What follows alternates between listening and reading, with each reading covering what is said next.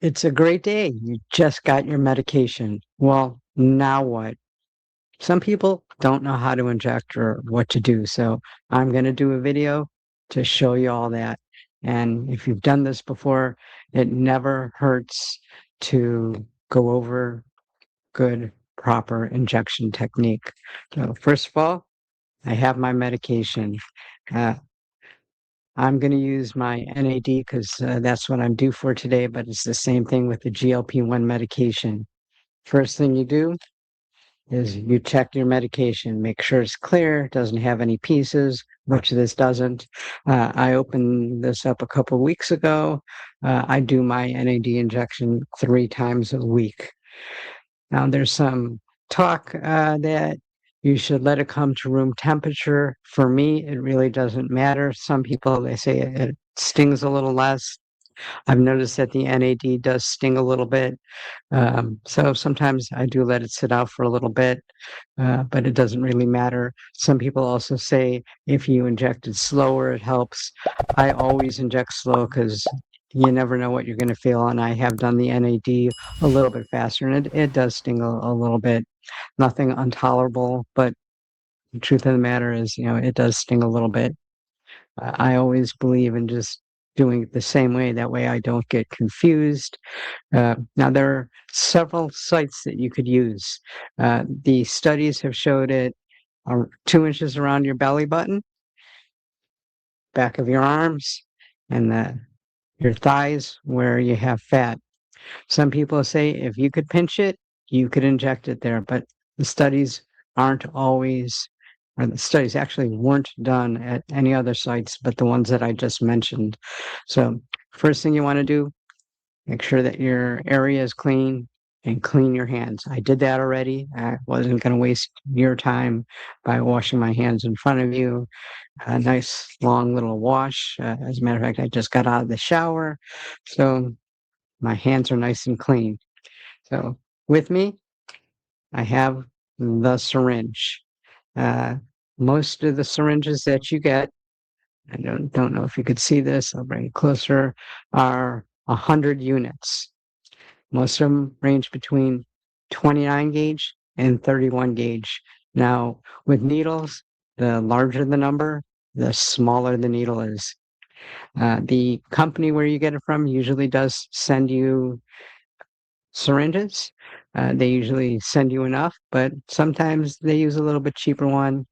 I personally have ordered a box on Amazon, 31 gauge, just to have, just in case the needle bends a little bit and I need to switch it out to another syringe. What I do in that case, you go in, you draw it out, you see that the needle's a little bit bent. Up to you whether you think it's too bent to use. Just being on the safe side, put it back in the vial, squirt the whatever you drew up back into the vial, and use another syringe. That's why I have a box. And sometimes with your GLP-1, they usually send you a couple of extra syringes, but the NAD, that ranges between 3 times a week and every day, depending on where you get it and what your healthcare provider prescribes for you, which is another good thing to bring up. Very important that you, one, check the bud date and when you're checking to see if everything's clear, and check your original prescription, which I have here, because even if you get it from the same pharmacy, the concentration may be a little bit different and the units that you inject may be different. So on this NAD, the first few weeks you inject 10 units. After that, 20 units, and then you go up to 30. I don't go over 20. If I think that I need a little bit extra, I may do a fourth day. Depends, but that's just NAD, and I've talked to my healthcare provider about doing that. So I also have several alcohol.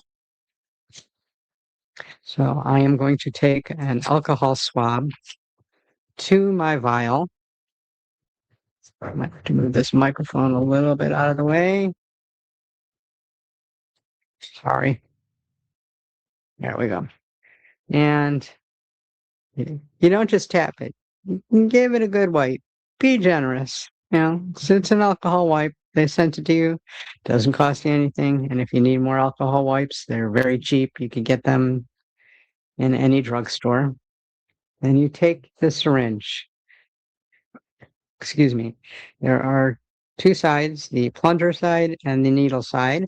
You take the little caps off, which I'm doing, and you can see how small the needle is. Now, the easiest way to get the medication out of the vial into the syringe is if you put air into the amount that you're using. I don't know if you could see this. Let me see if I can make that a little bit better, but that's 20 units. That's the air. Hold the syringe. Try to do this so that you could see it. Put it into the center. Inject the air. Now, you don't have to do this. It just makes it a little bit easier to come out. And what I do is I'm going to go to about 25. And I'm going to give it a shake at the air on top and squirt it back in to 20. So there I have my 20 units. Pull it out. Needle is nice and straight. There's a drop at the end of the needle. Don't worry about that. Take a whole fresh, new, clean alcohol wipe. Doesn't have to be the same. Let's not be stingy here. I'm going to use my fresh, new alcohol wipe. Get a nice area. Clean it off nice and good. Let the alcohol wipe down. Give it a little pinch. I just find that's easier. Go ahead and put the needle in. That stung a little, I'm not going to lie to you. And slowly inject. I do this slow because, like I said, you never know if it's going to sting or not. So I'd rather be safe than sorry, because once you have the needle in, it really doesn't matter. Go ahead, it's almost all in. And the medication is all in. I'm going to wait a few seconds, pull it out.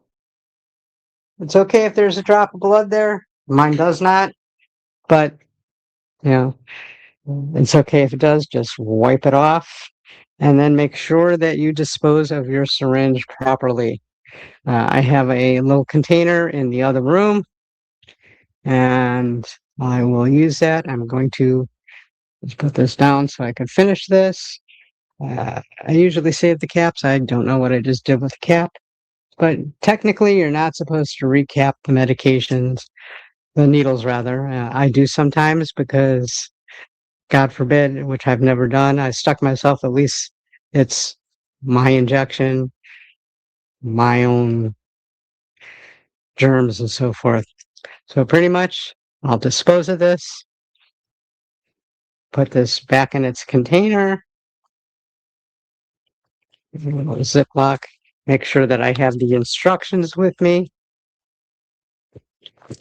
Zip it back up, and I will put it back in the refrigerator.